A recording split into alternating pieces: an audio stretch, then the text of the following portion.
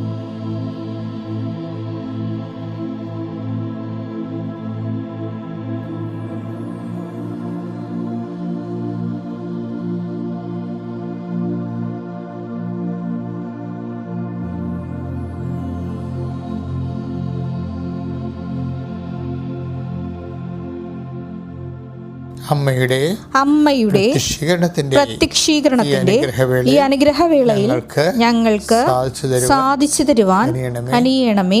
ആമേൻ. വിശ്വാസ പ്രമാണം. സർവശക്തനായ പിതാവും ആകാശത്തിന്റെയും ഭൂമിയുടെയും സൃഷ്ടാവുമായ ദൈവത്തിൽ ഞാൻ വിശ്വസിക്കുന്നു. അവിടുത്തെ ഏകപുത്രനും ഞങ്ങളുടെ കർത്താവുമായ ഈശോമിശിഹായിലും ഞാൻ വിശ്വസിക്കുന്നു. ഈ പുത്രൻ പരിശുദ്ധാത്മാവിനാൽ ഗർഭസ്ഥനായി കന്യകാമറിയത്തിൽ നിന്ന് പിറന്ന് പൊന്തിയോസ് പീലാത്തോസിന്റെ കാലത്ത് പീഡകൾ സഹിച്ച് കുരിശിൽ തറയ്ക്കപ്പെട്ട് മരിച്ച് അടക്കപ്പെട്ട് പാതാളങ്ങളിൽ ഇറങ്ങി മരിച്ചവരുടെ ഇടയിൽ നിന്ന് 3-ാം നാൾ ഉയർത്ത് സ്വർഗത്തിലേക്ക് എഴുന്നള്ളി സർവശക്തിയുള്ള പിതാവായ ദൈവത്തിന്റെ വലതുഭാഗത്തിരിക്കുന്നു. അവിടെ നിന്ന് ജീവിക്കുന്നവരെയും മരിച്ചവരെയും വിധിക്കുവാൻ വരുമെന്നും ഞാൻ വിശ്വസിക്കുന്നു. പരിശുദ്ധാത്മാവിലും ഞാൻ വിശ്വസിക്കുന്നു. വിശുദ്ധ കത്തോലിക്കാ സഭയിലും പുണ്യവാന്മാരുടെ ഐക്യത്തിലും പാപങ്ങളുടെ മോചനത്തിലും ശരീരത്തിന്റെ ഉയർപ്പിലും നിത്യമായ ജീവിതത്തിലും ഞാൻ വിശ്വസിക്കുന്നു. ആമേൻ. സ്വർഗ്ഗസ്ഥനായ ഞങ്ങളുടെ പിതാവേ, അങ്ങയുടെ നാമം പൂജിതമാകണമേ. അങ്ങയുടെ രാജ്യം വരണമേ. അങ്ങയുടെ തിരുമനസ് സ്വർഗത്തിലെ പോലെ ഭൂമിയിലും ആകണമേ. അന്നു വേണ്ടുന്ന ആഹാരം ഇന്ന് ഞങ്ങൾക്ക് തരണമേ. ഞങ്ങളോട് തെറ്റ് ചെയ്യുന്നവരോട് ഞങ്ങൾ ക്ഷമിക്കുന്നത് പോലെ ഞങ്ങളുടെ തെറ്റുകൾ ഞങ്ങളോടും ക്ഷമിക്കണമേ. ഞങ്ങളെ പ്രലോഭനത്തിൽ ഉൾപ്പെടുത്തരുതേ, തിന്മയിൽ ഞങ്ങൾ രക്ഷിക്കണമേ. ആമേൻ. നന്മ നിറഞ്ഞ മറിയമേ, സ്വസ്തി. കർത്താവ് അങ്ങയുടെ കൂടെ സ്ത്രീകളിൽ അങ്ങ് അനുഗ്രഹിക്കപ്പെട്ടവളാകുന്നു. അങ്ങയുടെ ഉദരത്തിൻ ഫലമായി ഈശോ അനുഗ്രഹിക്കപ്പെട്ടവനാകുന്നു. പരിശുദ്ധ മറിയമേ, തമ്പുരാന്റെ അമ്മേ, പാപികളായ ഞങ്ങൾക്ക് വേണ്ടി ഇപ്പോഴും ഞങ്ങളുടെ മരണസമയത്തും തമ്പുരാനോട് അപേക്ഷിക്കണമേ. ആമേൻ. എൻ്റെ പ്രിയപ്പെട്ടവരെ, കർത്താവിൻ്റെ ഉന്നതമായ നാമത്തിന് സ്വസ്ഥം ചെയ്യുന്നു. കർത്താവിൻ്റെ വിശുദ്ധ പൗരോഹിത്യത്തെ മഹത്വപ്പെടുത്തണമേ.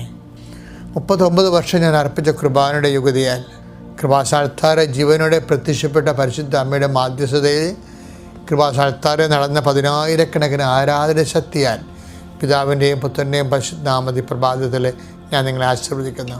നിങ്ങളുടെ വഴികളെ കർത്താവ് ആശീർവദിക്കട്ടെ. നിങ്ങളുടെ ഉദ്യമങ്ങളെ, ഇന്നത്തെ ഉദ്യമങ്ങളെ കർത്താവ് ആശീർവദിക്കട്ടെ. നിങ്ങൾ സംസാരിക്കുന്ന വ്യക്തികൾ, കണ്ടുമുട്ടുന്ന വ്യക്തികൾ, ചെയ്തു തീർക്കേണ്ട കാര്യങ്ങൾ, നിങ്ങളെ മനസ്സിനെ വിഷമിപ്പിക്കുന്ന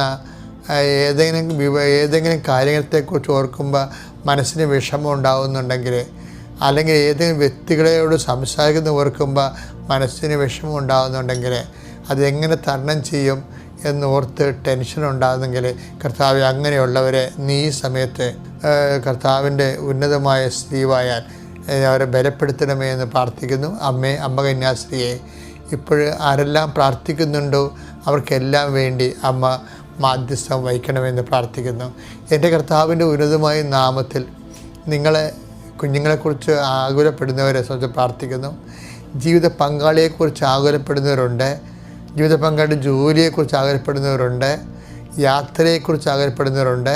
അവരുടെ വിഷയത്തിന് മേലെല്ലാം ദൈവിക തീരുമാനം ഉണ്ടാകുകയും കർത്താവ് തോബിയാസിൻ്റെ യാത്രയിൽ തോബിത്ത് കൂട്ടിവിട്ടതുപോലെ കർത്താവ് നിൻ്റെ യാത്രയിൽ കർത്താവിൻ്റെ ദൂതൻ നിന്നെ സംവഹിക്കുകയും നിൻ്റെ യാത്രയെ ശുഭമാക്കുകയും ചെയ്യുന്നതിന് വേണ്ടി ഈ പ്രഭാതത്തിൽ ഞാൻ ഇക്കാലങ്ങളിലെല്ലാം ചെയ്തിട്ടുള്ള മുഴുവൻ സുവിശേഷ വേലയുടെ ആസ്തിയിൽ ഞാൻ നിന്നെ ഈശോനാമത്തെ ആശീർവദിക്കുന്നു, നിൻ്റെ കുടുംബത്തെ ആശീർവദിക്കുന്നു, നിൻ്റെ ഉദ്യമങ്ങളെ ആശീർവദിക്കുന്നു, നിൻ്റെ ഇടപെടലുകളെ ആശീർവദിക്കുന്നു. കർത്താവെ, നിൻ്റെ കരുണ തോന്നണമേ. കർത്താവെ, ഇന്ന് ഒരു സ്ഥലത്ത് ചെല്ലുമ്പോൾ ആ സ്ഥലത്ത് തടസ്സമായി നിൽക്കുന്ന വ്യക്തികളുണ്ടാകാം, നിൻ്റെ സംസാരങ്ങൾക്ക് എതിരെ നിൽക്കുന്നവരുണ്ടാകാം, നിൻ്റെ തീരുമാനങ്ങളെ മുടക്കണമെന്നുള്ള ഉദ്ദേശത്തോടെ കച്ചകെട്ടി ഇറങ്ങി ഗ്രൂപ്പിസം ഉണ്ടാക്കുന്നവരുണ്ടാകാം. ഇങ്ങനെ നീ ഇന്ന് എവിടെയായാലും, വീട്ടിലായാലും കുടുംബത്തിലായാലും തറവാട്ടിലായാലും പുറത്തായാലും നിൻ്റെ ജോലി സ്ഥലത്തായാലും പണിപ്പാട്ടിലായാലും എവിടെയൊക്കെയാണോ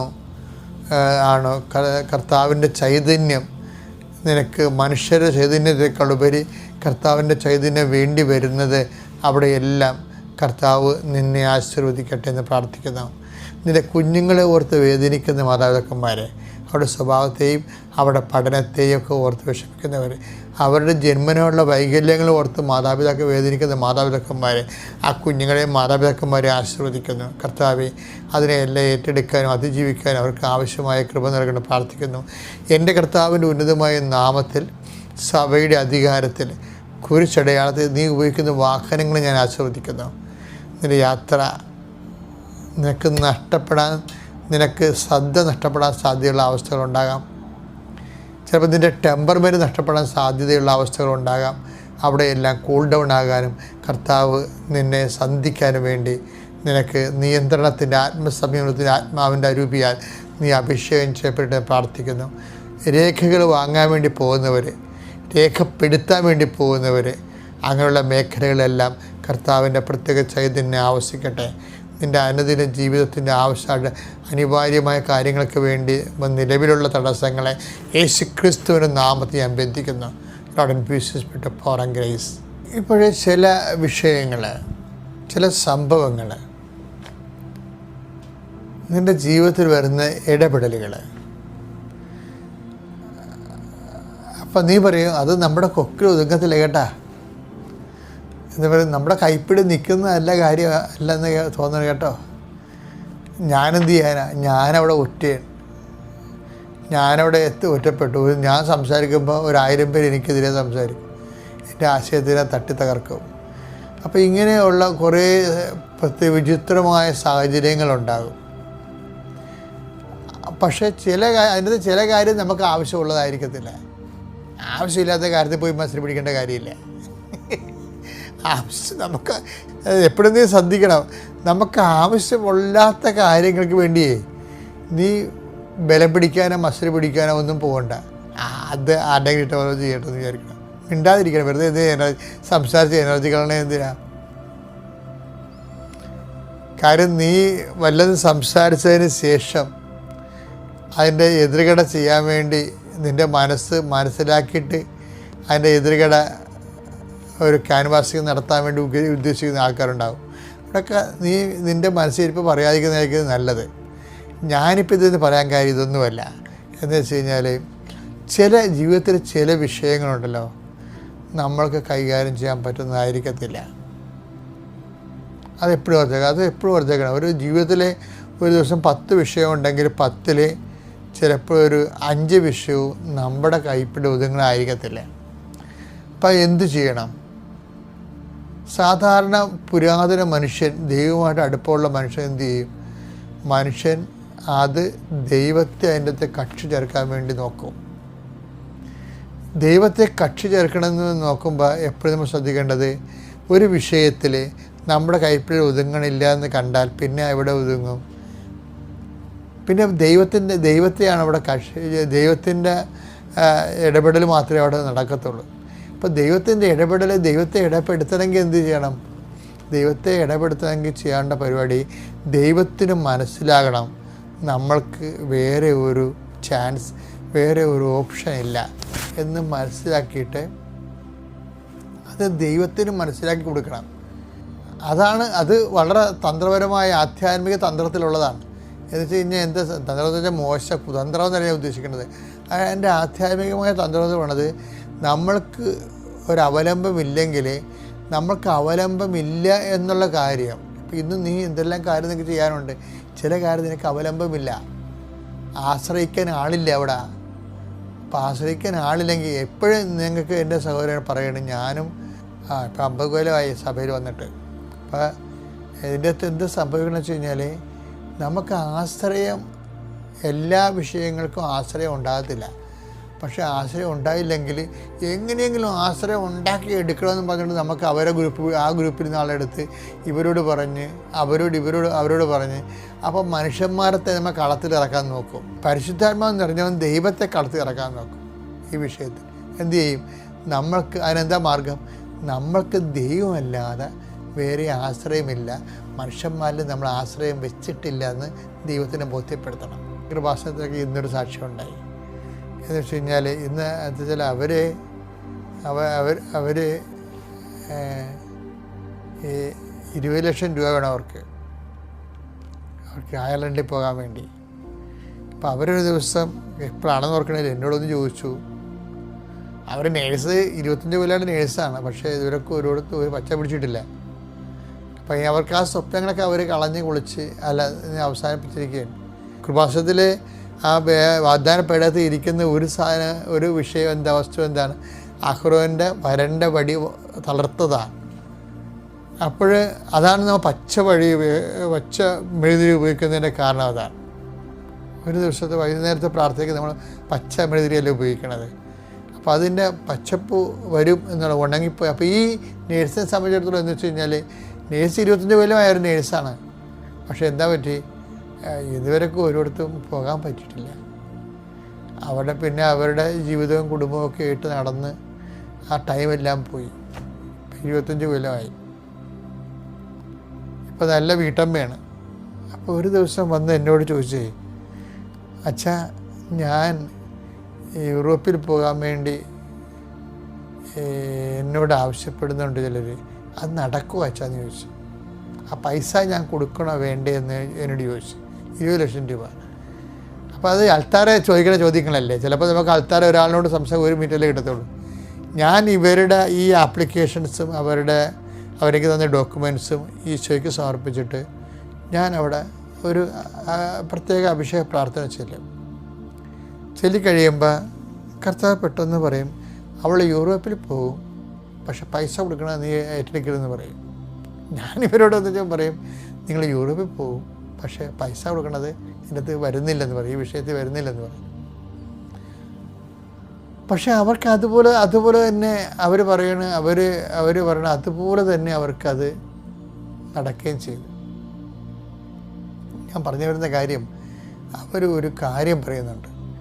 അതായത്, ഞാൻ ഇനി സാക്ഷ്യം പറയാൻ വരുമ്പോൾ ഇതിന് നന്ദി പറഞ്ഞുകൊണ്ട് വിസ എൻ്റെ കോപ്പി കയ്യിൽ കിട്ടിയിട്ട് ഞാൻ കൃപാസനത്തിൻ്റെ വാതിൽക്ക് നിന്ന് നിരങ്ങി മുട്ടിൽ നീന്തി അമ്മയെടുത്ത് വന്നിട്ട് മാത്രമേ ഞാൻ സാക്ഷ്യം പറയത്തുള്ളൂ നന്ദി എന്നവർ പറയണത്. എന്ന് വെച്ച് കഴിഞ്ഞാൽ എൻ്റെ അടുത്ത് ഞാനിപ്പോൾ ഇത്രയും പറഞ്ഞതിൻ്റെ ഉദ്ദേശം എന്നറിയാമോ? ഉദ്ദേശം എന്ന് വെച്ച് കഴിഞ്ഞാൽ, അച്ഛനവർക്ക് നോട്ട് കൊടുത്തതൊന്നുമല്ല പ്രശ്നം. മറിച്ച് അവർ കൃപാസനത്തിൻ്റെ വാതിൽക്ക് നിന്ന് മാതാവിൻ്റെ സന്നിധാനം വരെ മുട്ട നീന്തുമെന്ന് പറഞ്ഞില്ലേ, അത് ആ ഒരു ബോഡി ലാംഗ്വേജ് എന്താ ഉദ്ദേശിക്കണം അവരിന്നത് സാക്ഷ്യം പറഞ്ഞ് നീന്തി വന്നിട്ട് തന്നെ സാക്ഷ്യം പറഞ്ഞിട്ട് പോയി. അയർലാൻഡിലേക്ക് പോകണവർ 5 പൈസ മുടക്കില്ല. അതല്ല പ്രശ്നം. എന്താണ് വിഷയം വെച്ച് കഴിഞ്ഞാൽ ദൈവത്തെ അവർ ബോധ്യപ്പെടുത്തി. എന്താണ്? ദൈവമേ, മാനുഷികമായ ഒരു കൈക്രിയയും ഇതിലില്ല, അങ്ങ് മാത്രമാണ്, അങ്ങ് തന്നെയാണ് ഇത് ചെയ്തത്. അതായത് നമ്മുടെ സങ്കീർത്തനം 118:8-9 വായിച്ചേ. മനുഷ്യനിൽ ആശ്രയിക്കുന്നതിനേക്കാൾ കർത്താവിൽ അഭയം തേടുന്നത് നല്ലത്. കർത്താവിൽ അഭയം തേടുന്നതാണ് നല്ലത്. പ്രഭുക്കന്മാരിൽ ആശ്രയിക്കുന്നതിനേക്കാൾ കർത്താവിൽ അഭയം തേടുന്നത് നല്ലത്. കർത്താവിൽ അഭയം തേടുന്നത് നല്ലതെന്ന് വെച്ച് കഴിഞ്ഞാൽ കർത്താവിൽ അഭയം തേടുന്ന വെച്ച് കഴിയുമ്പോൾ അവിടെ അഭയം തേടുമ്പോൾ വേറൊരു സാധനം പറയുന്നുണ്ട്.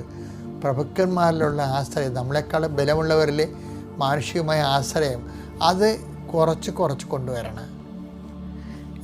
നിൻ്റെ ജീവിതത്തിൽ എല്ലാത്തിലും ഈ മാനുഷികമായ ഇടപെടലിനുള്ള നമ്മുടെ ആശ്രയം കുറച്ച് വന്നിട്ട് നമ്മൾ ദാനധർമ്മത്തിലൂടെയും സുവിശേഷ കൈമാറ്റത്തിലൂടെയും വിശ്വാസ കൈമാറ്റത്തിലൂടെയും അതുപോലെ തന്നെ നമ്മുടെ വിശുദ്ധ ജീവിതത്തിലൂടെയൊക്കെ ദൈവത്തിലുള്ള അവലംബങ്ങൾ കൂട്ടിവരണം. അങ്ങനെയാണ് നമ്മൾ ദൈവപൈതലായി വരണത്. അങ്ങനെയാണ് നമ്മുടെ ജീവിതത്തെ അതിജീവിക്കുന്നത്. Praise the Lord.